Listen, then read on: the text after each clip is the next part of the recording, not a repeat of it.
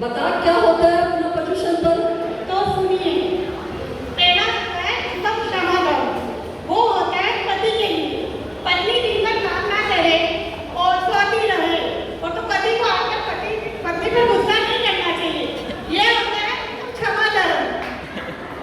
वाह पारू वाह, बहुत ज्ञान है तेरे में। आगे भी पता है तुझे क्या होता है। दूसरा धर्म होता है उत्तम मार्जन धर्म। ये होता है जेठानी के लिए।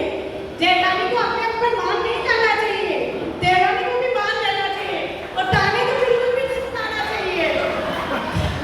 वाह बहू, तेरे से तो मुझे कुछ सीखना चाहिए। आगे बता क्या होता है। उत्तम सत्य धर्म। सत्य धर्म, अच्छा उसके बारे में ही तो बता दे। ये होता है ससुर जी के लिए। ससुर जी के पास जो भी बैलेंस हो वो बेटे को बता देना चाहिए और अपना गहना प्रॉपर्टी जो भी हो वो बच्चों को बता देना चाहिए। सच सच ये होता है उत्तम सत्य धर्म। वाह, तूने तो ससुर जी को भी नहीं छोड़ा। और इसके आगे क्या होता है। उत्तम सोच धर्म। ये होता है ननद पैसा के लिए। ननद पैसा को अपनी भाभी की चीजों पे ध्यान नहीं देना चाहिए और कभी मांगना भी नहीं चाहिए। वाह, ननंद को ले लिया, ससुर को ले लिया, जेठानी को ले लिया, सासू के लिए भी कोई धर्म है तेरे पास। अरे यार, ये तो पहले ही आ गया था। उत्तम आचरण धर्म। सुनिए आप, बता। बेटी और बहू को एक समान समझना चाहिए। बेटी के लिए टिप्स लाते हो तो बहू के लिए भी लाना चाहिए। बेटी से काम नहीं कराते हो तो बहू से भी नहीं कराना चाहिए। तो सारा काम क्या मैं ही करूं। अच्छा कोई बात नहीं, तेरे में ज्ञान का भंडार है, तो और आगे बताती जा। उत्तम संयम धर्म। ये होता है देवर जी के लिए।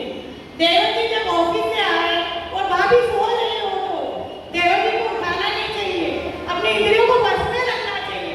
ये होता है उत्तम संयम धर्म। देवर को भी नहीं छोड़ा, अब किसका नंबर आने वाला है। उत्तम तप। हम जैसी बहुओं के लिए। तब, अच्छा तब के बारे में तुझे पता है। हाँ, यही सबसे बड़ा धर्म होता है। कितना बड़ा, इतना बड़ा। इतना बड़ा। वाह, तो फिर मुझे पता। ये होता है बहू के लिए। बहू दिन भर किचन में काम करती रहती है, आइटम बनाती रहती है, आप लोगों की सबकी फरमाइशें पूरी करती है, उठती रहती है। ये होता है उत्तम तप धर्म। वाह वाह वाह वाह, इसके आगे भी तुझे पता है। हाँ, उत्तम त्याग धर्म। त्याग, हाँ, ये होता है जवाई बाबू के लिए। जवाई बाबू जब ससुराल में आए तो उसको फरमाइश नहीं करनी चाहिए और जो भी गिफ्ट दे ससुराल वाले तो उसका तो त्याग ही कर देना चाहिए। ये होता है उत्तम त्याग धर्म। इसने तो जवानी को भी नहीं छोड़ा। और भी आगे कोई धर्म है। उत्तम आचरण धर्म। ये होता है पड़ोसियों के लिए। जैसे पुष्पा आंटी, सीमा आंटी, आरती दीदी, नीलू भाभी जो अपने गहनों, कपड़ों, घर, मकान का परिग्रह रखते हैं, उन परिग्रह को त्याग देना चाहिए। खुद के तो परिग्रह का त्याग नहीं है। जूते की दोनों अलमारियां भरी पड़ी है और दूसरे को ज्ञान बांट रही है। ठीक है, और इसके आगे भी बता। अब आखिरी धर्म है, वो होता है ब्रह्मचारी धर्म।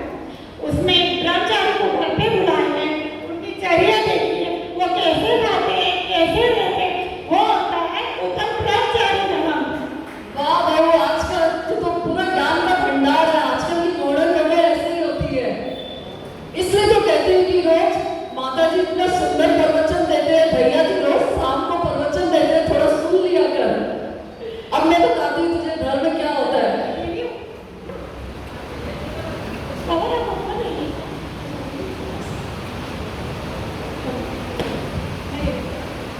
पहला धर्म है उत्तम क्षमा धर्म है। इसका मतलब होता है क्रोध नहीं करना चाहिए, सबको सब पे क्षमा का भाव रखना चाहिए। दूसरा धर्म है अपना उत्तम मार्गन धर्म, मान नहीं करना चाहिए। उत्तम तीसरा धर्म अपना उत्तम आर्जन धर्म है, मायाचारी कभी भी नहीं करना चाहिए। ये स्त्री पर्याय मिलती है अपन को इससे। और चौथा धर्म है सोच, लोभ तो कभी भी नहीं करना चाहिए।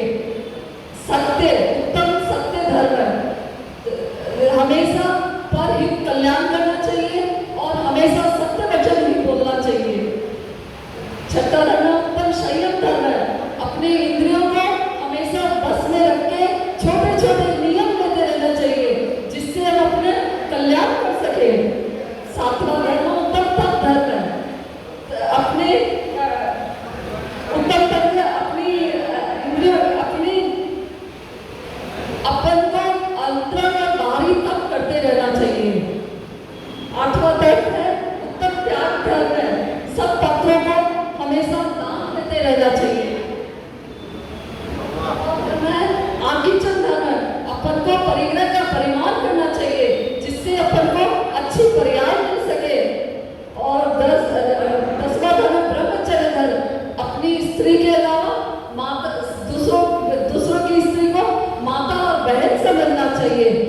अपन दर्द